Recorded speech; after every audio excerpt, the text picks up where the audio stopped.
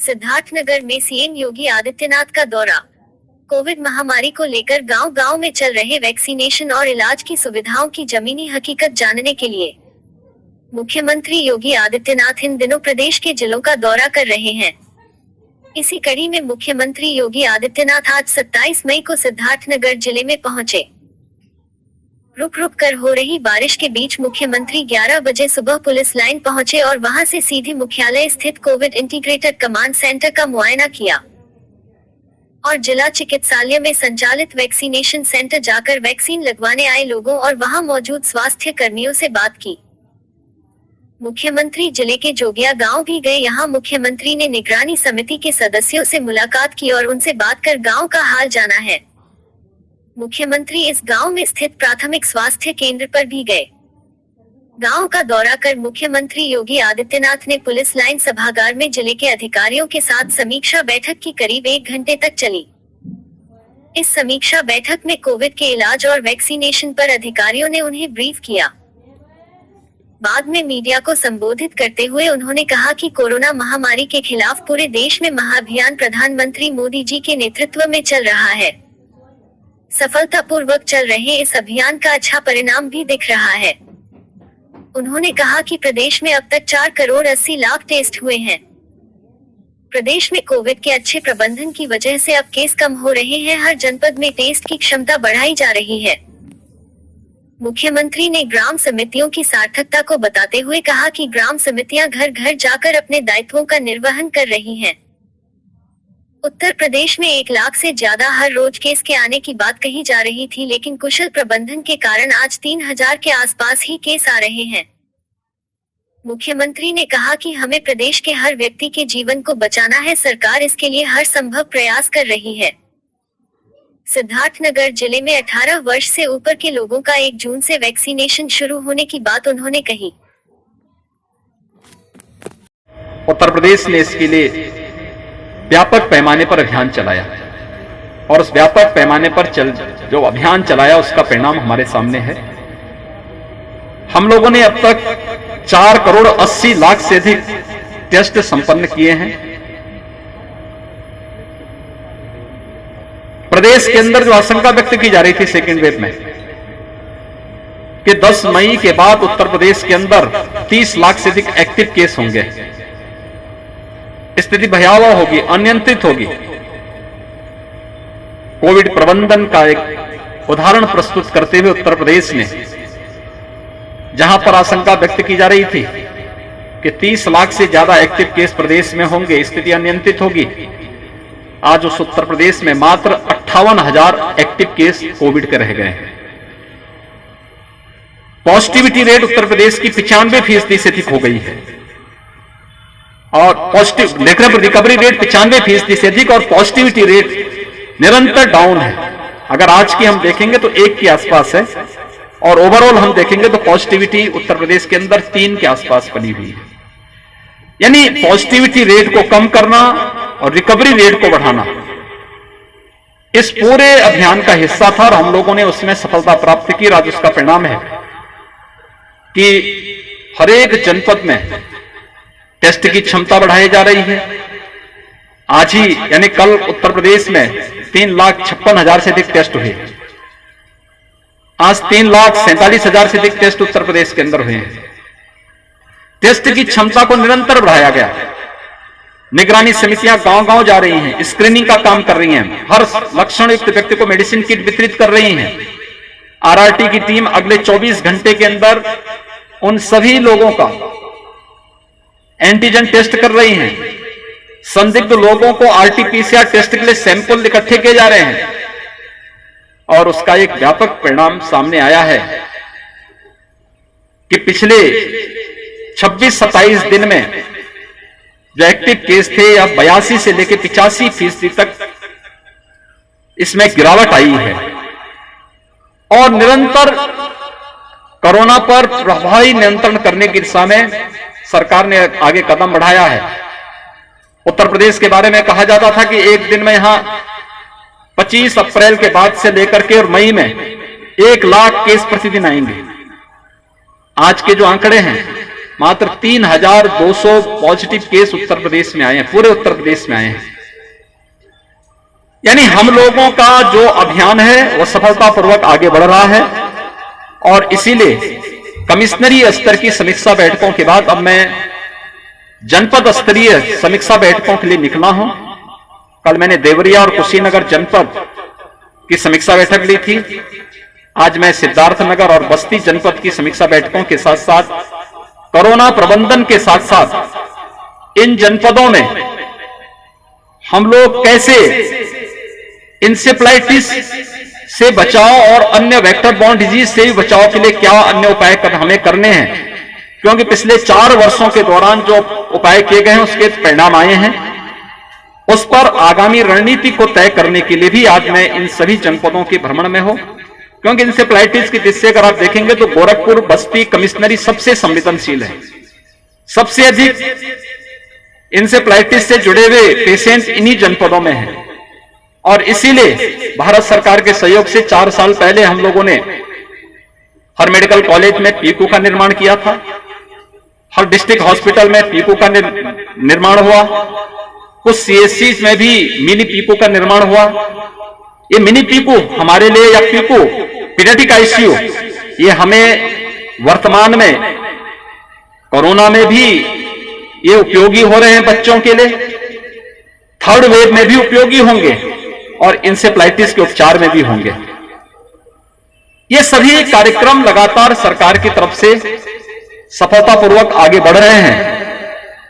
हमें जहां प्रत्येक व्यक्ति के जीवन को बचाना है, इसमें समय से उसके उपचार के लिए मेडिसिन उपलब्ध करवाने की व्यवस्था हो, उसके टेस्ट की व्यवस्था हो, या फिर हॉस्पिटल में भी अच्छा ट्रीटमेंट उसे मिल सके, इस प्रकार की व्यवस्था को आगे बढ़ाने का कार्य हो, या फिर वैक्सीन का कवर उसे उपलब्ध करवाने का।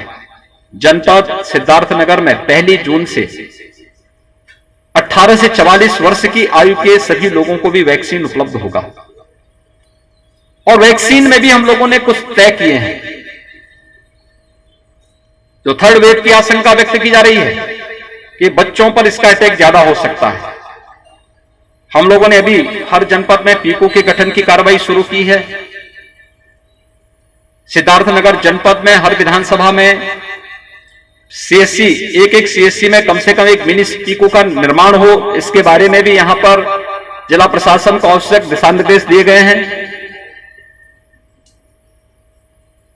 मेडिसिन किट हर जनपद में उपलब्ध करवाने की कार्रवाई हम बच्चों के लिए भी करने जा रहे हैं, जिससे समय पे उपचार की व्यवस्था हो सके, लेकिन समय पे उन्हें किसी हॉस्पिटल में या नजदीक के इंसेफ्लाइटिस ट्रीटमेंट सेंटर में भी ये सुविधा उपलब्ध कराया जा सके, इसकी भी हमारी साथ साथ तैयारी चल रही है। चूंकि थर्ड वेव की आशंका बच्चों पे व्यक्त की जा रही है, हमें नहीं बोलना चाहिए कि यह कामकाजी वर्ग है। 12 वर्ष से नीचे के बच्चों के जो भी अभिभावक हैं, ये कामकाजी वर्ग है।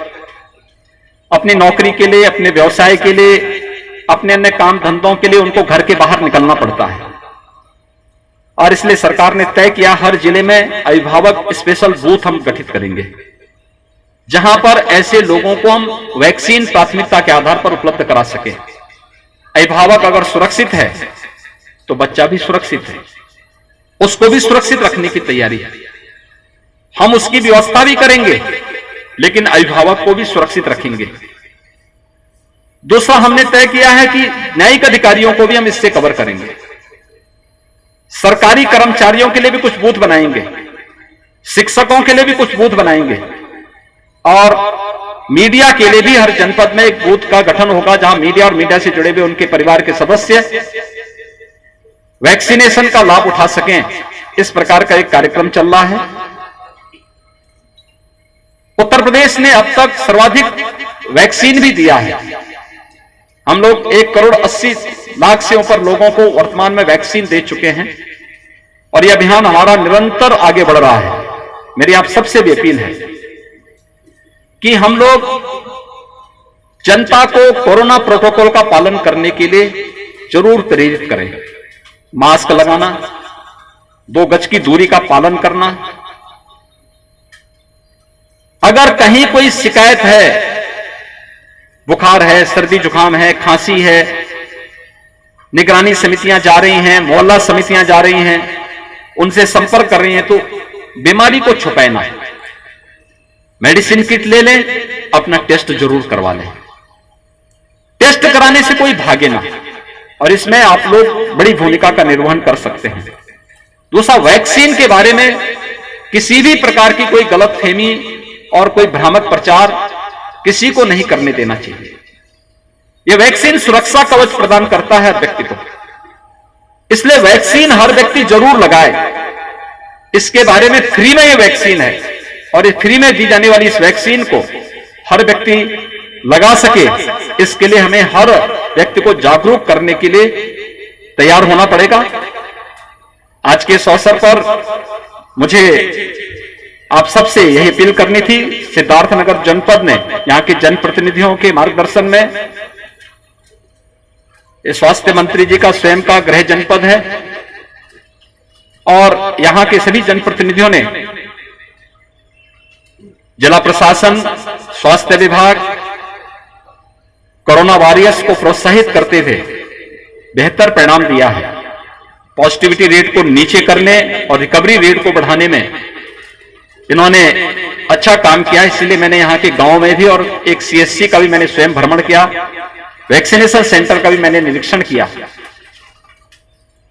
हर एक प्रकार से हम लोग बीमारी, चाहे वह कोरोना हो या किसी भी प्रकार की है, लोगों को बेहतर स्वास्थ्य सुविधा मिल सके, इस पर सरकार, केंद्र और प्रदेश सरकार का पूरा फोकस है, और उसी दिशा में प्रयास प्रारंभ हो रहा है। धन्यवाद जी।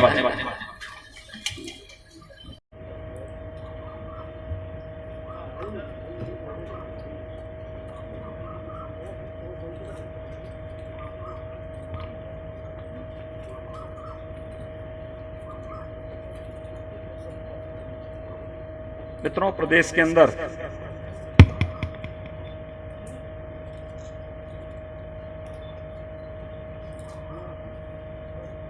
कोरोना महामारी के खिलाफ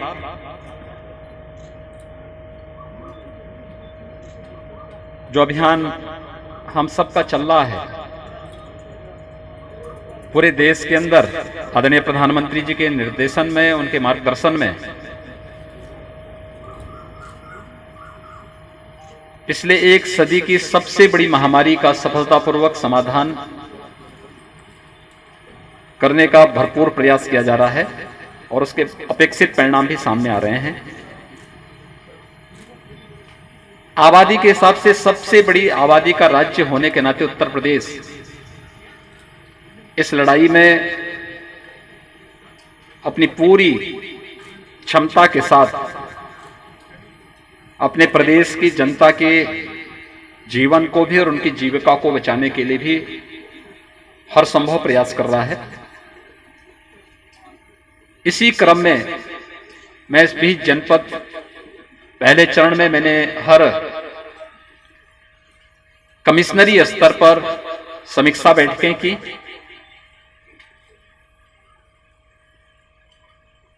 कमिश्नरी स्तर की समीक्षा बैठक में प्रत्येक जनपद में चलने वाली गतिविधियों के बारे में जानकारी लेना। यद्यपि मैं प्रदेश के अंदर हम लोगों की टीम 9 की बैठक निरंतर होती है, इन चीजों पे हम गतिविधियां, वहां पर हर जनपद में होने वाली गतिविधियों की समीक्षा करते हैं,